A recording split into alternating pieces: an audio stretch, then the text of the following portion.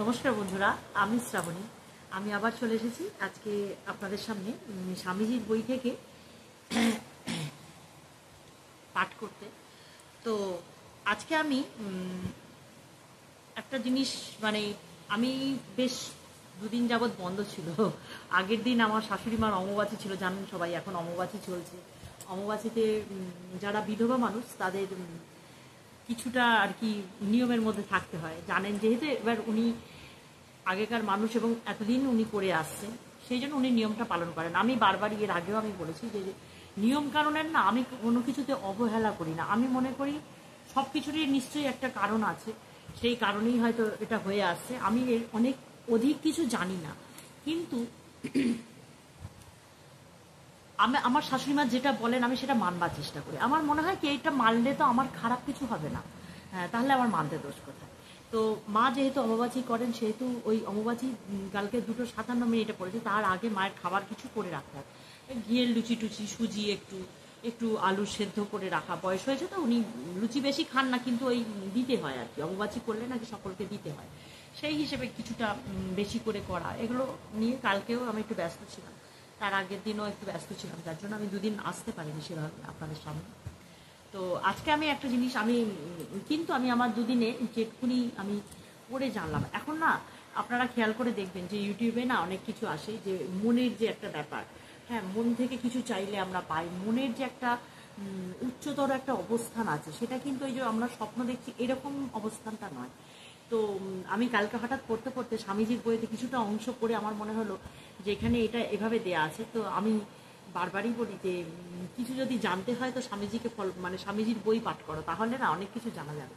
তো আমি শুধু তাদেরকেই বলবো, আমি জানি এখন অনেক মানুষ যারা আমার থেকে অনেক জ্ঞানী বা অনেক বেশি আমার থেকে বই পড়েন, এরকম অনেক মানুষ অনেক কিছু নিয়ে আলোচনা করেন।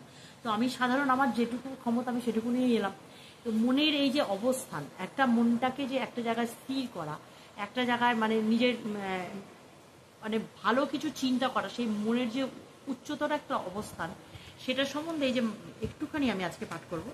তো স্বামীজি কি বলছেন সেটা আমরা আসি, স্বামীজির কথায় আসি।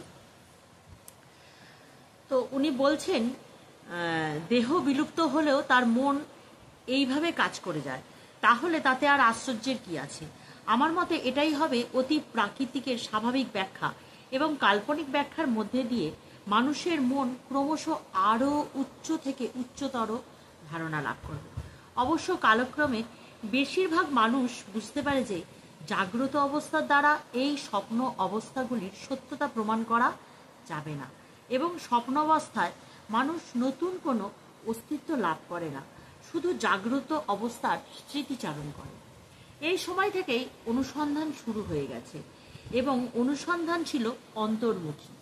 মানুষ ক্রমাগত মনের বিভিন্ন স্তর সম্বন্ধে অনুসন্ধান করতে থাকে, এবং স্বপ্নাবস্থা ও জাগ্রত অবস্থার চেয়েও উচ্চতর স্তরসমূহ আবিষ্কার করে।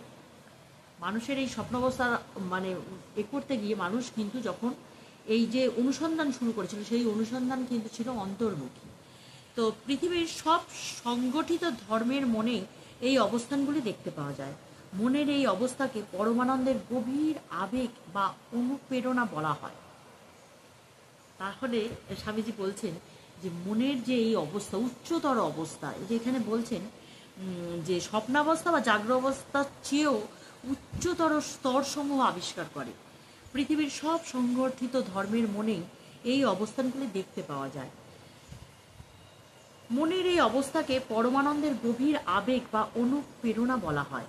সব সুসংগঠিত ধর্মেই দেখা যায়। সেই সব ধর্মের প্রবর্তক বা মহাপুরুষগণ ও ঈশ্বরের দূতগণ বলেছেন, তারা মনের এমন এক অবস্থার অভিজ্ঞতা লাভ করেছেন, যে অবস্থা জাগ্রত অবস্থা নয়, স্বপ্ন অবস্থাও নয়। এই অবস্থায় তারা এমন সব ঘটনার মুখোমুখি হয়েছে, যে সব ঘটনার আধ্যাত্মিক রাজ্যের সঙ্গে সম্পর্কিত। আমরা আমাদের জাগ্রত অবস্থায় পারিপার্শ্বিক ঘটনাসমূহকে যেভাবে জানি বা বুঝি, তারা সেই অবস্থার আনুষঙ্গিক বিষয়সমূহকে আরও গভীরভাবে বুঝতে পেরেছেন। তবে এই জায়গাটা আরেকবার বলি, আপনারা বোঝবার চেষ্টা করুন, আশা করি বুঝতে পারবেন। একদম সহজ ভাষায় বলা আছে যে সেই সব ধর্মের প্রবর্তকগণ, মহাপুরুষগণ ও ঈশ্বরের দূতগণ বলেছেন তারা মনের এমন এক অবস্থার অভিজ্ঞতা লাভ করেছেন যে অবস্থা জাগ্রত অবস্থা নয়, স্বপ্ন অবস্থাও নয়। এই অবস্থায় তারা এমন সব ঘটনার মুখোমুখি হয়েছেন যেসব ঘটনার আধ্যাত্মিক রাজ্যের সঙ্গে সম্পর্কিত। আমরা আমাদের জাগ্রত অবস্থায় পারিপার্শ্বিক ঘটনাসমূহকে যেভাবে জানি বা বুঝি, তারা সেই অবস্থার আনুষঙ্গিক বিষয়সমূহকে আরও গভীরভাবে বুঝতে পেরেছেন। দৃষ্টান্ত স্বরূপ ব্রাহ্মণ্য ধর্মের কথা নিতে পারো। কথিত আছে ঋষিরা বেদসমূহ রচনা করেছেন। ঋষিরা ছিলেন সাধক বা তপস্বী, যারা কতগুলি ঘটনার সত্য উপলব্ধি করতে পেরেছিলেন। মানে আমরা যাদের ঋষি বলি তারা ছিলেন কি সাধক বা তপস্বী। তারা বলেছেন যে দৃষ্টান্ত স্বরূপ ব্রাহ্মণ ধর্মের কথা নিতে পারো। কথিত আছে ঋষিরা বেদসমূহ রচনা করেন। তারা যে বেদসমূহ রচনা করেছেন তারা ছিলেন সাধক বা তপস্বী, যারা কতগুলো ঘটনার সত্য উপলব্ধি করেছিলেন। সংস্কৃত ভাষায় ঋষি শব্দের অর্থ হল মন্ত্র দ্রষ্টা। বৈদিক স্তোত্রসমূহে যে চিন্তা প্রকাশিত হয়েছে সেই সব চিন্তার সত্যদ্রষ্টা। মানে যে চিন্তা প্রকাশিত হয়েছে সেই সব চিন্তার সত্যদ্রষ্টা হচ্ছে ঋষিগণ। মানে তারা সত্যকে দর্শন করেছিলেন। তো এই সব ঋষিরা ঘোষণা করেন যে তারা এমন কতগুলি সত্যকে জেনে তার উপলব্ধি করেছিলেন যে সত্য সম্পর্কে অতীন্দ্রিয় শব্দটি ব্যবহার করা যায়, এবং এই সত্যকে তারা লিপিবদ্ধ করে গেছেন। তো আমার মনে হয় স্বামীজি অনেক সুন্দরভাবে বুঝিয়েছেন।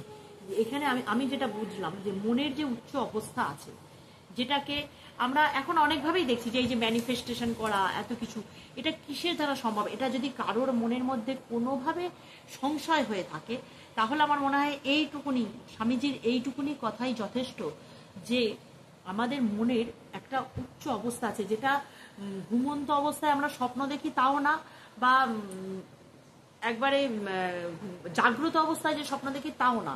মনের একটা অতীন্দ্রিয় অবস্থান আছে, উচ্চতর অবস্থান আছে।